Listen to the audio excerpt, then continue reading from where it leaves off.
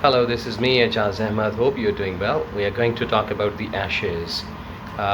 Here we go a little bit into the past. Pete Pack, Australia lead 2025 the Ashes by 2-0. They beat England in the first test at Perth, completed in 2 days, and then again in a second test at Brisbane, Gabba. Both wins were by 8 wickets. And I think so that this has set the momentum for Australia because Travis had played the match-turning innings in a Perth, and extremely rapid match-winning 100, and has been the standout aggressive run scorer for Australia so far.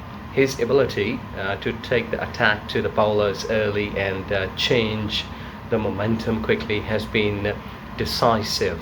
Match reports at different venues when they were coming, they were saying that the Ashes, his 100 were really explosive and a turning point.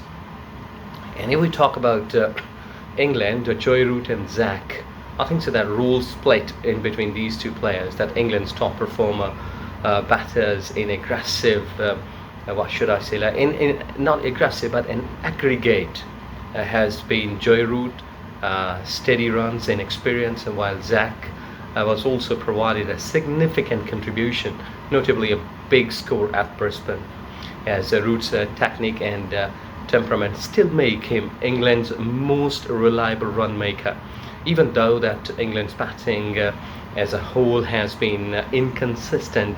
But Joy Root, I think so that his batting has been an anchor sort of thing in the whole of that England's batting. And who's been the best so far? Bowler. I think so that if we talk about Australia, the Mitchell Starc. Starc has been outstanding with his new ball and in producing wicket bursts. I think so that different people, they were talking about his bowling, but still his high wicket tally across the test to date, excellent. And match a sort of bowler that he can really take the match and game away from the opponent team. And if you talk about that, England's Ben Stokes and promisingly Braddon and Jofra Archer, they have got some impact on the games that have been played so far. That Ben Stokes produced a brilliant 5-4 in Perth, and has been the England's most influential, I must say that influential bowling all-rounder. And Braddon has also taken an important strikes. And if we talk about Jofra Archer's has provided bursts when fit.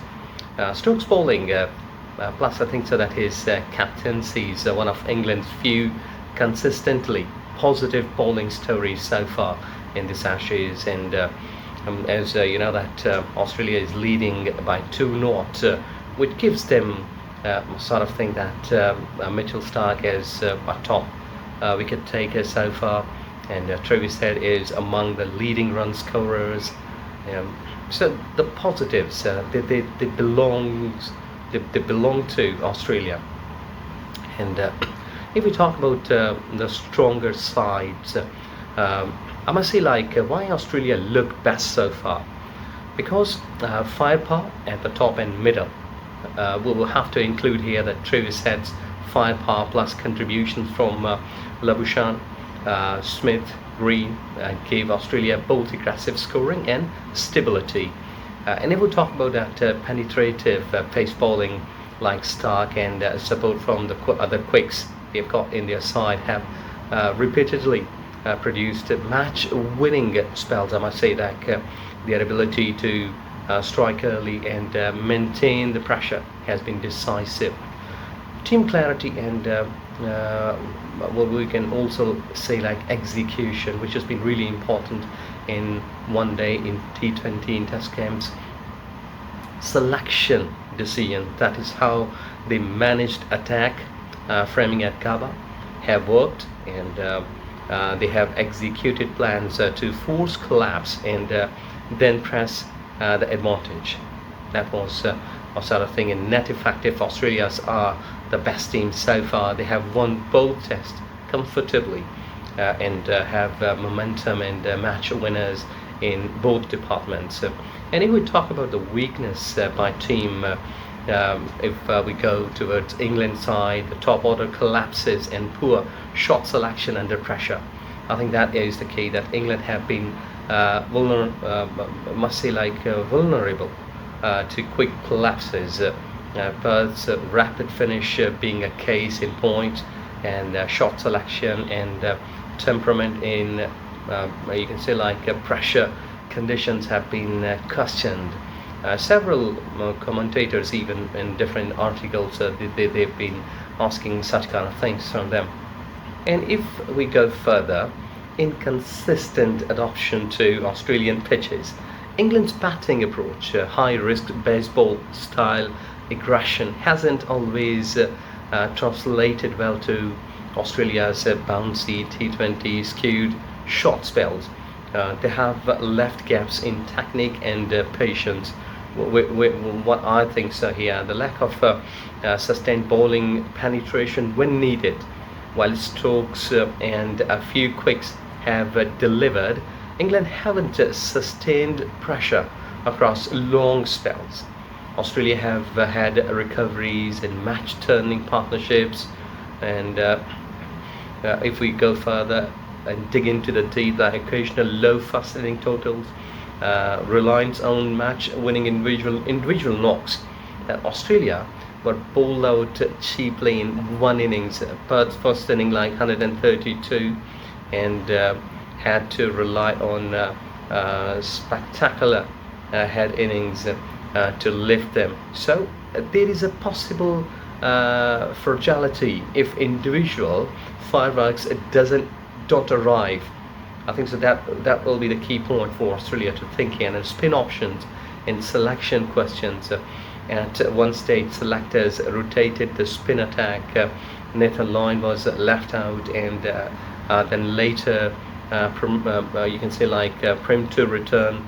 That signals a possible uncertainty over the best spin plan in certain conditions.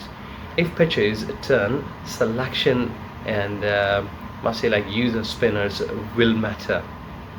And here at the end of this video, if we go and close that, which team is weakest so far and how they can improve. Weakest so far, it's England. 2 comprehensive 8-wicket defeats show Australia in clear control and England needing tactical and technical fixes. Temper aggression with situational control. Keep baseball intent, but pick moments.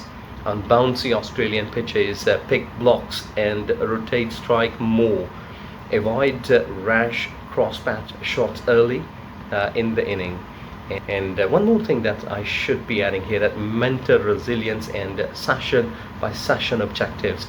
That will be another key for them. After the quick Perth collapse, England need session goals, that is, that survive the first 10 overs, get 50 before lunch, rather than verge, go hard, message, and that helps players make better in-game decisions. If England will apply even a few of these above tactics, I think so that will be good for them. But that's it for today. The game will start by tomorrow, and we will surely give you some more better pictures. Please stay tuned by subscribing, liking and sharing the videos. May Almighty always bless you. Thank you very much. Take care. Bye bye.